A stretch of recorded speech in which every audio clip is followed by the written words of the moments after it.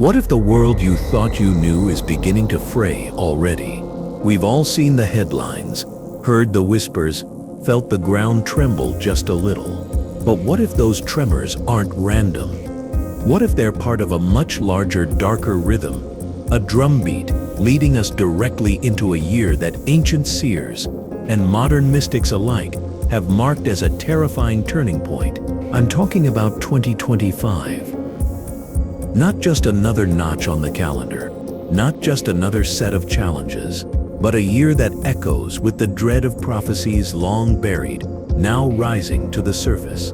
From the blind seer of the Balkans, Baba Vanga, to the cryptic verses of Nostradamus, from the startling visions of American psychic Jeane Dixon, to the chilling warnings of a man claiming to be from 2062, and even an ancient Chinese monk whose 12 predictions have already come true. They all point to the same moment, the same unsettling year. This isn't about fortune-telling. This is about confronting a collective shadow, a hidden history of foresight that demands our attention. Are you ready to peel back the layers? To look at what these voices saw and what it might mean for you, for your life, for the very fabric of our shared reality. Because once you see it, once you hear it, you can't unhear it. And the future, it won't look the same again. The Unseen War, Jeane Dixon's chilling forecast. In the vast, often contradictory annals of American mysticism, few names command as much quiet awe and dismissive skepticism as Jeane Dixon, a woman once celebrated, even feared, as the 20th century's preeminent psychic. She moved among presidents and power brokers, her visions shaping whispers in the halls of Washington. But beyond the famous predictions, the assassinations, the political upheavals, lies a prophecy that has, until now, remained largely in the shadows. A prophecy about 2025, a war unlike any we've imagined. Dixon didn't foresee a conventional conflict. No mushroom clouds, no grand invasions. Instead, she spoke of a subtle, insidious struggle, a war fought with silk, not steel. She envisioned two dominant powers. One, a titan of ambition and established might. The other, a rising force of patience and strategic calculation. She never named them directly, but her descriptions are hauntingly specific. One would crumble under its own weight, its hubris, its undoing. The other would emerge from the east, a quiet victor. Many today believe she was pointing to the United States and China. Not a clash of armies, but a slow, deliberate outmaneuvering. A shift in the global balance of power, economic, technological, and cultural. This wasn't a vision for immediate headlines. This was for posterity, a message tucked away in her later writings, like My Life and Prophecies. A warning meant for a time when the world would be ready to hear it, and that time, it seems, is now. Dixon's ascent to prominence in mid-century America was itself a collision. The age of reason grappling with the undeniable pull of the unseen.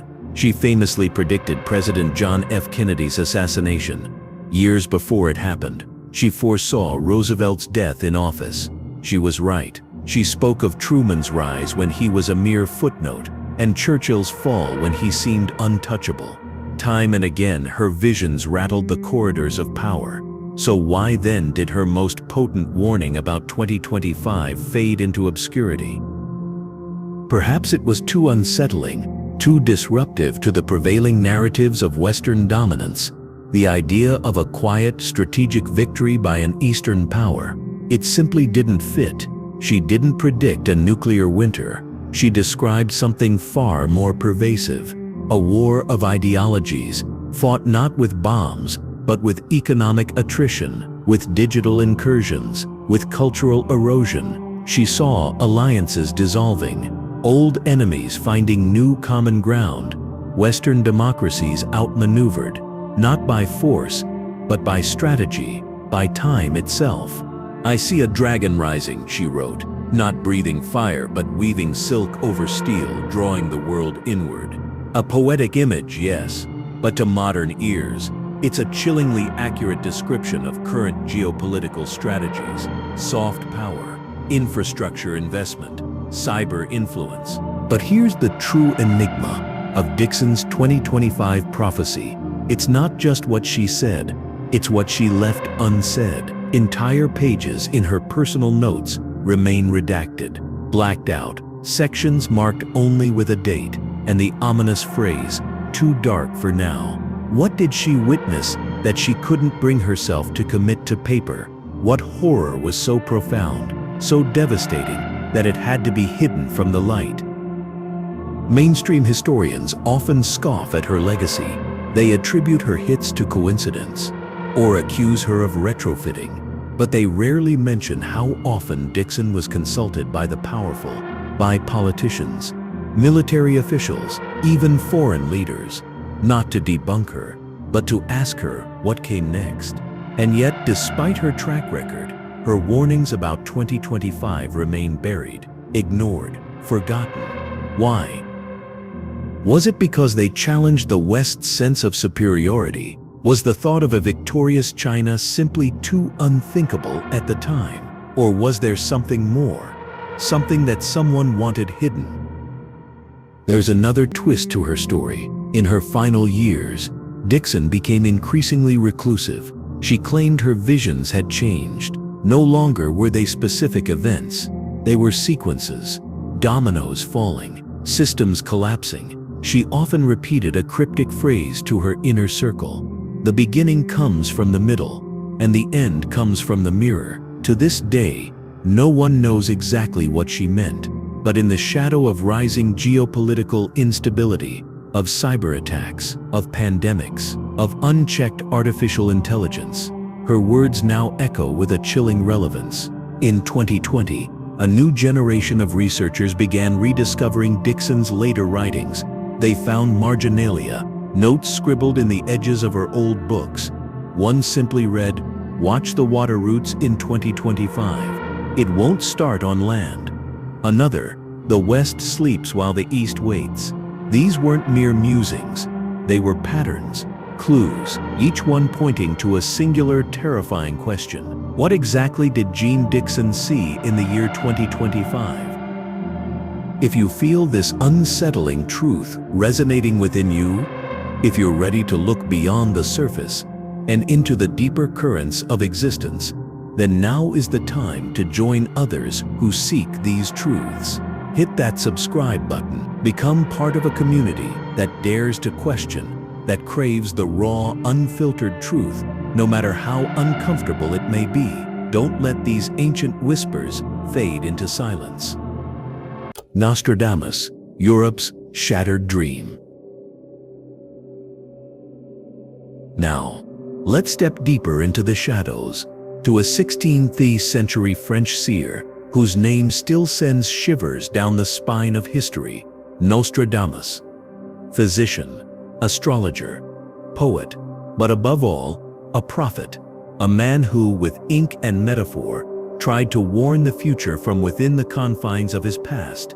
His quatrains, those cryptic verses, dense with allegory, have fascinated and tormented scholars for generations. Many claim they predicted everything from the rise of Napoleon to the horrors of Hitler, but buried deep among the thousands of lines lies a reference few have dared to interpret until now.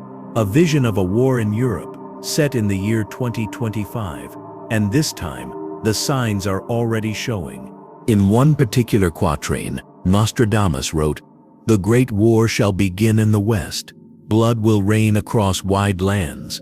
Hunger, plague, and iron shall return. When the earth trembles near the Black Sea."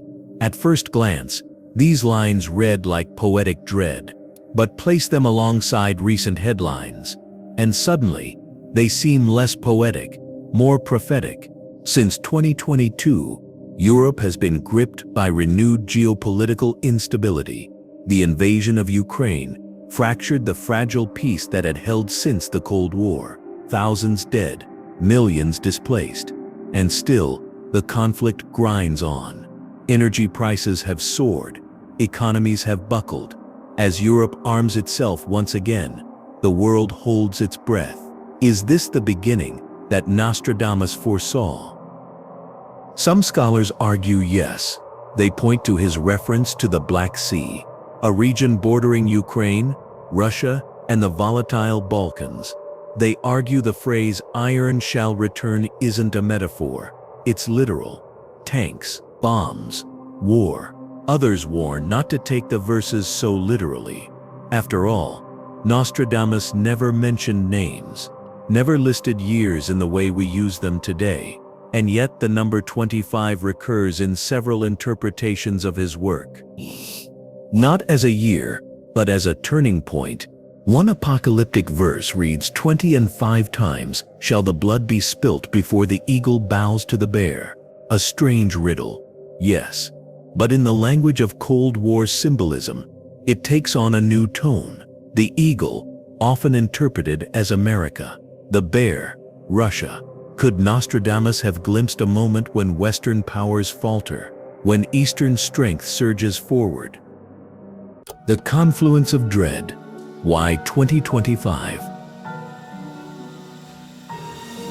But what truly haunts many researchers is not just what Nostradamus predicted, but how eerily it aligns with others: Jeane Dixon, Baba Vanga, even ancient Chinese seers, all pointing to 25 as a year of rupture. It begs the question, did they all see the same storm from different corners of time? Critics dismiss this. They say Nostradamus was vague, ambiguous by design, that you can fit any modern event into his words if you try hard enough. But that dismissal, while logical, misses something deeper, a pattern, a mood. In nearly a dozen separate quatrains, Nostradamus refers to a great war, a shattered Europe, a cold sun and darkened skies, a time of confusion between allies.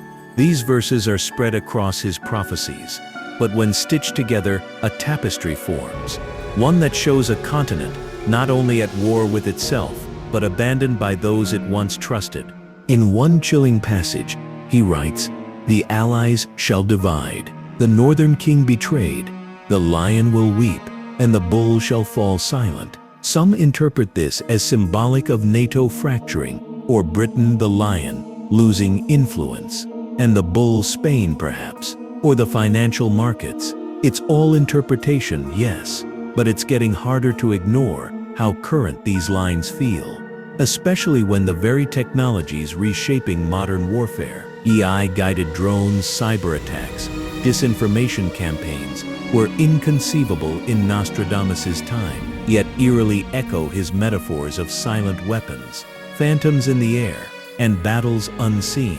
Is it coincidence, pattern recognition, or did he truly tap into something beyond logic?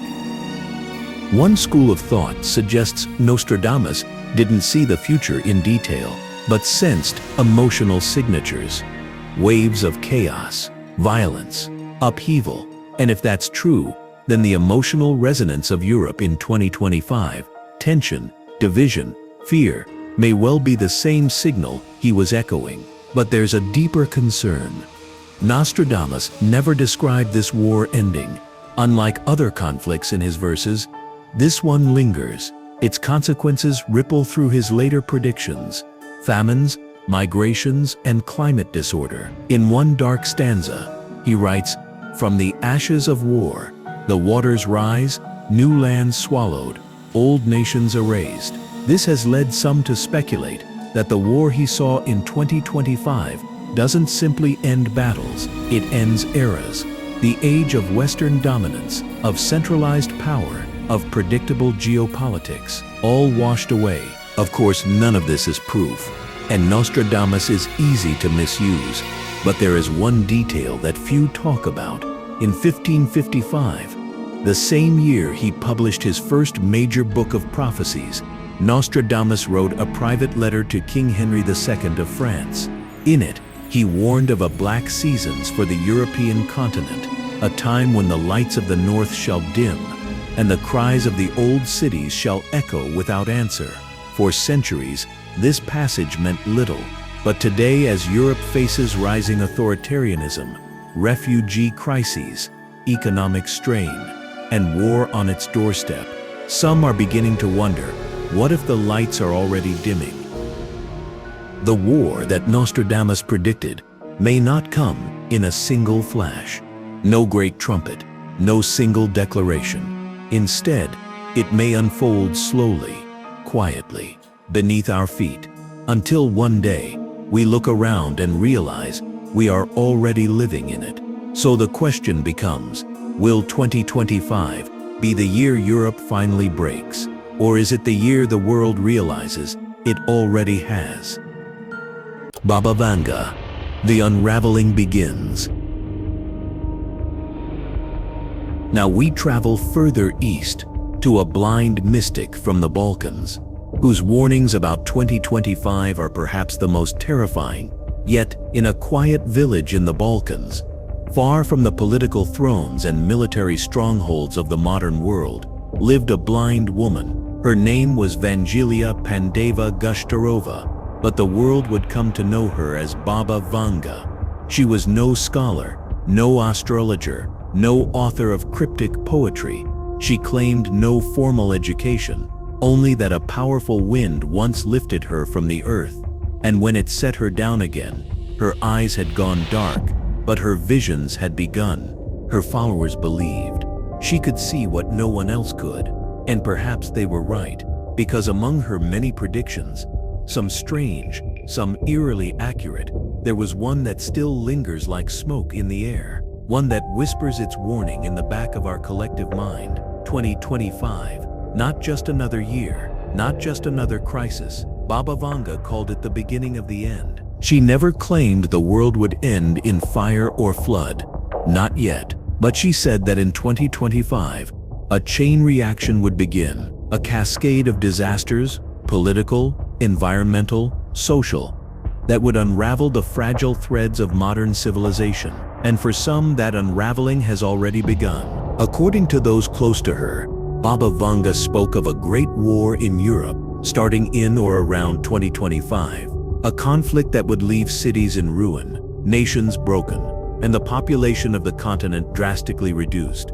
She said the war would not come from a single cause, but from many, competing for water, fighting over oil, ideologies clashing like tectonic plates. Some of her visions reportedly included images of ash-filled skies, rivers turned black, and mothers carrying lifeless children through silent streets, and always the same word whispered in the aftermath: why? Skeptics point to the vagueness of her claims. They argue her predictions could apply to any time of tension, any era of conflict. And perhaps they're right, but that doesn't explain the timing. Why 2025? Why did Jeane Dixon, Nostradamus, and now Baba Vanga all see that same year as a critical fracture point? Some believers say she didn't just see the war itself, she saw what followed. In her final years, Vanga told her caretakers that after 2025, nothing would be the same. She spoke of the breakdown of communication, of machines that would no longer respond, of food that could no longer be eaten. She warned of a sickness, not viral, but environmental. People would fall ill, she said, not from germs, but from the very air they breathe, and the soil beneath their feet. Modern analysts interpret these statements as metaphors for pollution, climate collapse, and ecosystem failure, but others hear something deeper. They hear prophecy. Vanga's followers claim that many of her past visions came true. They cite her prediction of the Kursk submarine disaster, the 2004 tsunami in Southeast Asia, the rise of ISIS, and even the 9/11 attacks. And though not all her prophecies are verifiable, the ones that are cannot be ignored, but it's her apocalyptic foresight that disturbs even her staunchest defenders. She once said, "The cold will return, the hunger will spread, and mankind will forget how to be human." Chilling words, especially today, as parts of the world face extreme drought, while others drown in once-in-a-century floods, as governments grow more authoritarian, as civil discourse collapses into tribalism. And yet, there was always a glimmer in her prophecies. a paradox, a duality. Vanga didn't believe the world would be destroyed completely. She claimed that humanity would survive, but only barely. In her words, there will be a time when people lived beneath the ground, and others above the clouds. Some interpret this as a metaphor. Others point to ongoing experiments in underground cities and the rise of elite sky towns. In architectural planning circles in recent years, she has even been linked to a lesser-known claim that by 2025, the separation of rich and poor would no longer just be financial, but geographical. The wealthy would flee polluted cities, retreat to clean, sealed environments, while the rest would be left behind. A dystopia, or a roadmap. She spoke often about the return of the silence, a period after 2025 where communication breaks down, not because of war or censorship, but because people stop listening. She warned the division would no longer be just political, but spiritual, that entire cultures would forget who they are. In that silence, she said, would come a moment of decision, not from leaders, not from armies, but from us, the choice to rebuild or fall further. It's important to note Baba Vanga's predictions were never recorded by her. They were shared secondhand through relatives, reporters, and believers, which means they could have been distorted, misinterpreted, or manipulated. But it's not just the accuracy that matters, it's the resonance. Why do her words still haunt us? Why do they feel more relevant with each passing year? Perhaps because deep down, we know something is wrong, something fundamental, something broken, and perhaps that's what she saw. Not just the fall of cities, but the erosion of compassion. Not just environmental collapse, but moral fatigue. In a sense, her prophecy may not have been a prediction at all, but a warning, a whisper meant to be heard before the storm. And now the clouds are gathering. So we're left with a choice. Is 2025 truly the beginning of the end, or is it just the last moment we have to turn back?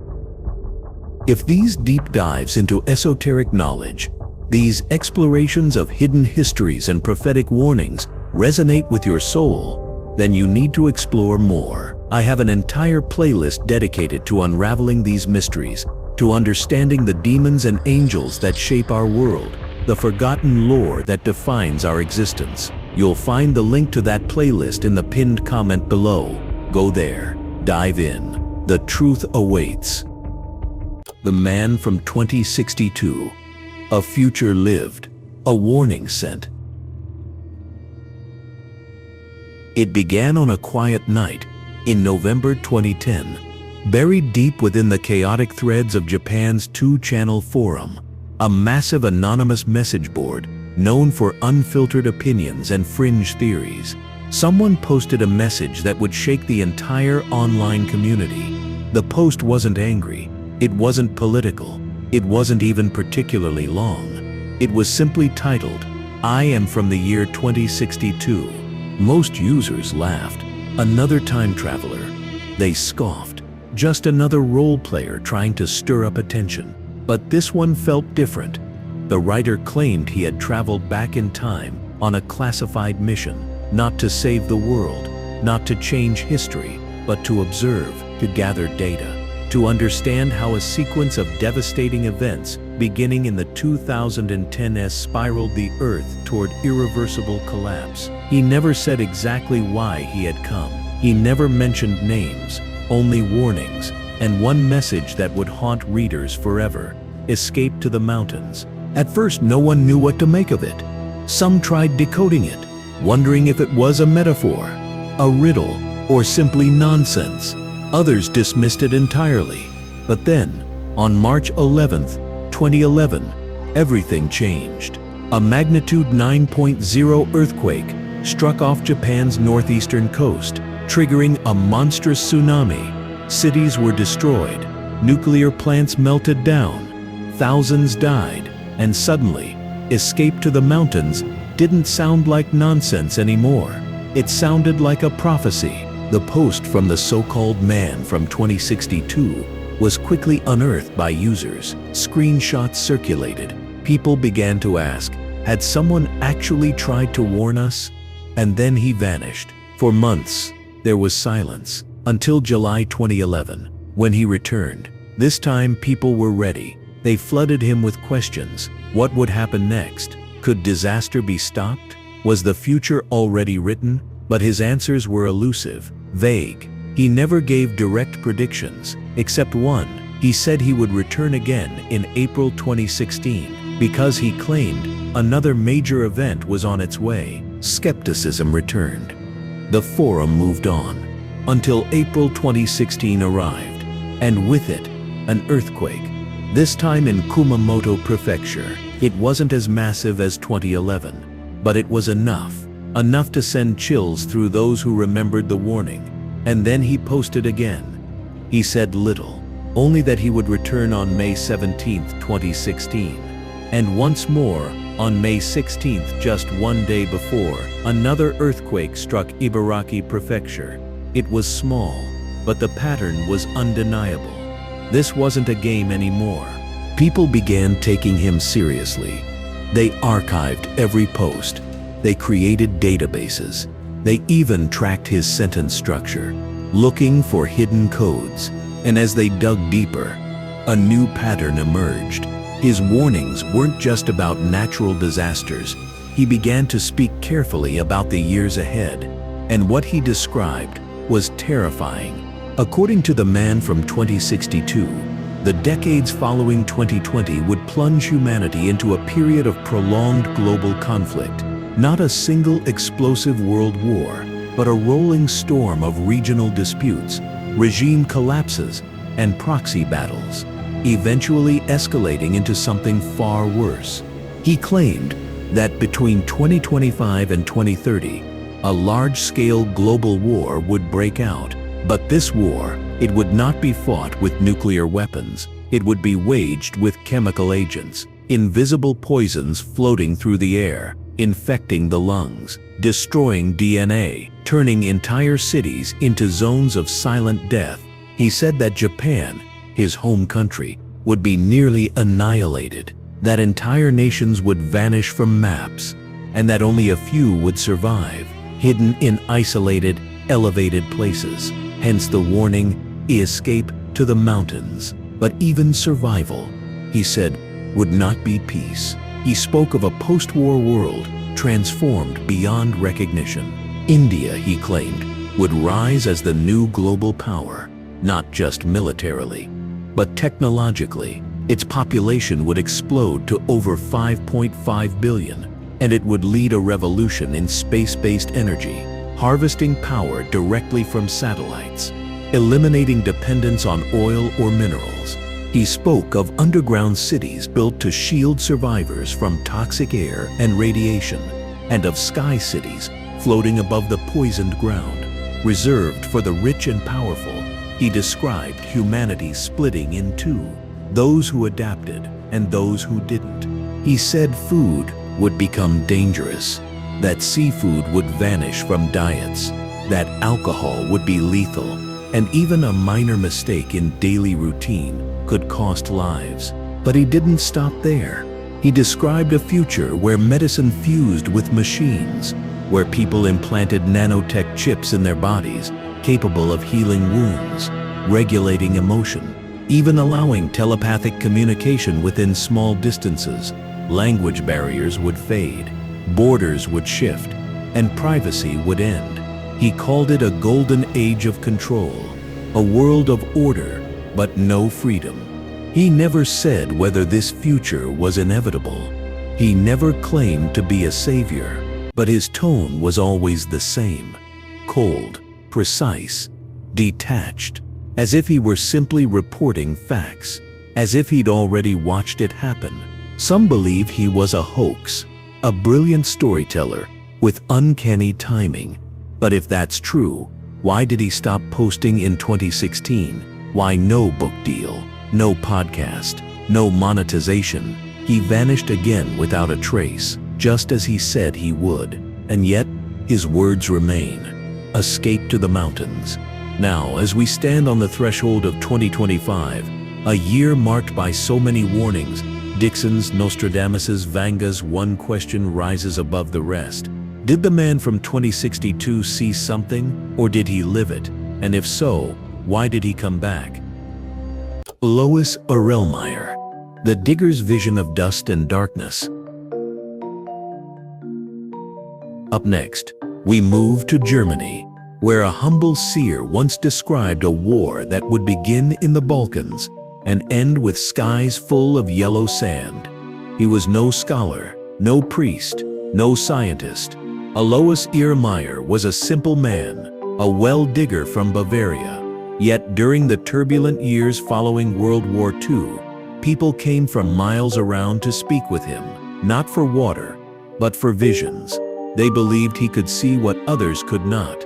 And in the quiet years before his death, in 1959, Irlmaier left behind a prophecy, one that has haunted Germany ever since. A vision of a third world war, a war that would begin with chaos and end with yellow dust from the sky. What makes his vision so disturbing today is how specific it is. He described a sudden conflict starting in the Balkans, a politician murdered, riots erupting across Europe, and then, without warning, columns of Russian tanks pushed westward across Germany toward the Rhine. But that was only the beginning. According to Irlmaier, the attack would be swift, deadly, and completely unannounced. There will be no warning, he said. It happens overnight while the world is distracted. He described skies darkened by aircraft, highways choked with refugees, and cities swallowed by panic.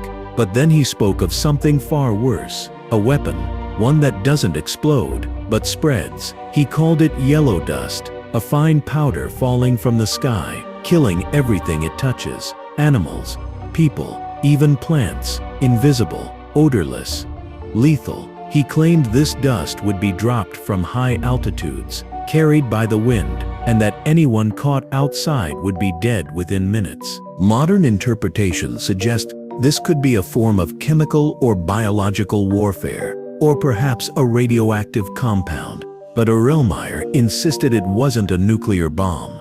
He specifically stated, the nuclear war will not come. The Great War is fought differently, and that's what terrifies modern analysts. For decades, the world has prepared for nuclear conflict, but Irlmaier describes something else, something quieter, crueler, harder to detect, and harder to survive. His vision didn't end with the dust. He foresaw great destruction across France and Italy, London burning, the Vatican in ruins, and Eastern armies reaching deep into Central Europe, before finally being pushed back. But at what cost? He described German cities as leveled, fields poisoned, millions dead, and 3 days of total darkness. Not metaphorical darkness, literal. No sun, no moon, no stars, he said. And during this time, he warned, no one should step outside, and doors must be sealed, windows covered, because the air itself would kill. It's a chilling vision, made worse by its eerie parallels to modern warfare scenarios involving electromagnetic pulses, chemical agents, and climate-engineered blackouts. At the time, people scoffed, but over the years, as his other visions proved strangely accurate, his predictions of the Berlin Wall, the Eurozone crisis, even the refugee waves of the 2010s, his war prophecy began to feel less like folklore, more like a warning. Even more disturbing is his claim that the war would be engineered. He said it would not start because of hatred between people, but because men behind curtains desired it, that shadowy elites would provoke a conflict, not for conquest, but for reset, control, a new order born from manufactured chaos. He claimed that this war would not last long, just a few weeks, but its scars would last for generations. He even described the aftermath, a strange peace, Europe drastically changed, borders redrawn, governments replaced, and most haunting of all, a new religious figure rising from the ashes. He called him the Golden One, not because of wealth,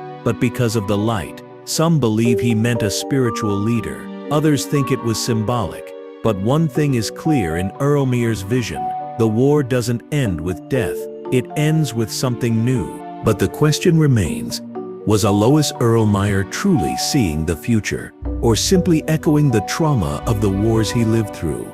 After all, he was not a prophet by training. He never wrote books, never sought fame. He even tried to avoid attention, saying his visions came uninvited, that they haunted him. And yet he described technologies he shouldn't have known about. He spoke of metal birds without wings, of lightning-fast machines that traveled silently, of people communicating without voices through boxes, descriptions that sound eerily like drones, missiles, and smartphones. He even predicted the rise of China as a global power. He said, "While the West sleeps, the Yellow One prepares." This phrase has been debated endlessly. Is it racist, symbolic, literal? We may never know, but in the context of modern geopolitics, it rings with unsettling clarity. And perhaps most hauntingly, Irlmaier said that after the dust, the survivors would change, not just physically, but mentally, that people would become different, less trusting, less human. He claimed many would abandon cities, live in small, isolated communities, and that for a long time, no child would laugh. It's hard to know what to make of these words. They sound like poetry, but they feel like prophecy, because when we look at the trajectory of global events, pandemics, economic collapse, climate disasters, rising extremism, AI disruption, it's not hard to imagine a scenario where one spark ignites the world. Irlmaier believed that the spark would come from the Balkans, and that once it began, nothing could stop it. So we're left with one final question. Is this merely the fever dream of an old man? Or is it the most detailed war prophecy ever recorded? The Tang Monk, tilting to the center. Coming up next, we travel further east to ancient China. A monk from the Tang dynasty left behind a series of poems, 12 of which have come true, and the 13th speaks of a serpent year and the center of the world. In the golden age of China's Tang dynasty, amid poets, philosophers, and emperors, there lived a monk. His name is lost to time, but the verses he left behind have not been forgotten. Buried in dusty temple archives for centuries, the monk's manuscript was known only by its title, 13 Verses of Fate. Each poem, no more than a few lines, written in ancient Chinese, dense with metaphor, but chilling in their accuracy. 12 of those verses, historians now believe, have already come true. And the 13th, it points to the year 2025. The first known reference to these prophecies came during the Song dynasty, when imperial scholars uncovered the manuscript in a crumbling monastery in western China. They were disturbed by what they read, not just because of the content, but because some verses seemed to describe events that hadn't yet occurred. One verse, for example, is believed to predict the Mongol invasion. Another, the fall of the Ming dynasty. Yet another, the Opium Wars, describing foreign ships breathing fire, bringing flowers of sleep. But it wasn't until the 20th century that serious attention was paid to the monk's final verse. It reads, "In the year of the serpent, the world shall tilt to the center, smoke from the heavens, and men who forget the stars." Ancient Chinese astrology places 2025 as a year of the wood snake, and if the verse is to be taken literally, it suggests a massive geopolitical shift, one that brings the world's attention, or power, back to the center. But what is the center? Some scholars believe it refers to China, known traditionally as Zhongguo, the Middle Kingdom. Others interpret it as a spiritual concept, a loss of moral or philosophical balance. But one thing is certain, the timing is unnerving, because once again, we find a prophecy pointing directly to 2025. The verse also speaks of smoke from the heavens. In the monk's time, such language could have meant divine punishment. But in today's world, it evokes other images, missiles streaking across the sky, satellites falling, even atmospheric pollution from war or disaster. And then comes the most cryptic line: men who forget the stars. Ancient Chinese culture revered the stars as guides for travel, time, and fate. To forget them implies not just technological overreach, but spiritual blindness, a world that has lost its way. Some interpret this line as a warning against over-reliance on machines, on artificial intelligence, on systems so complex, so disconnected from the rhythms of nature, that humanity itself becomes unmoored. There's another theory, one far more disturbing, that men who forget the stars refers not to forgetfulness, but to being cut off, as in a technological collapse, satellites down, navigation lost, communication gone, a return to darkness, not of ignorance, but of silence. A few researchers have gone further. They argue that the tilting described in the verse is literal, an axis shift, a change in the Earth's magnetic poles, or perhaps a metaphor for power, because by 2025, China is set to eclipse the United States in multiple key metrics: GDP, military projection, and AI development. Could this verse be describing the moment when the world no longer answers to the West? But the real mystery lies not just in the words, but in the silence around them. Because the Tang Monk who wrote these prophecies, according to legend, vanished. No one knows his name. No record exists of his birth or death, and his manuscript ends abruptly, as if he wrote the 13th verse and then disappeared. There are whispers in some circles that the monk was not just a prophet, but a time traveler, a soul who moved between cycles of civilization, a guardian of forgotten warnings. It sounds like fantasy, and maybe it is, but the fact remains, 12 of his 13 verses have eerily mirrored real events, and the 13th has yet to unfold. There's one more layer to this story, one that connects the monk to another great Chinese mystery, the Tui Bi Tu, sometimes called the Chinese Nostradamus. The Tui Bi Tu is a book of 60 illustrated prophecies, each paired with cryptic poems, banned at various points in history. It has long been studied in secret. The 56th prophecy speaks of a man with iron eyes and children with no tongues. The east rises and the west watches in silence again. The year unknown, but many believe the final prophecies of Tui Bi Tu and the Monk of Tang overlap, both culminating in the mid-2020s, both predicting war, silence, and a global shift in power. It's easy to dismiss these as coincidence, ancient texts warped by modern fears, but when so many threads point to the same year, the same region, the same themes, should we really ignore them? The monk's prophecy ends with a warning written in the margin by a later scribe. This is the last. Should the center rise without balance, the wheel shall turn against the sky, a cryptic image. But perhaps it means this: if power rises too quickly, without wisdom, without harmony, then what was meant to bring order may instead bring ruin. So now we must ask, what happens if 2025 truly is the year the world tilts? Are we ready for the center to rise? And if not, who will be there to stop it? Because history isn't just written by those who win, it's remembered by those who survive.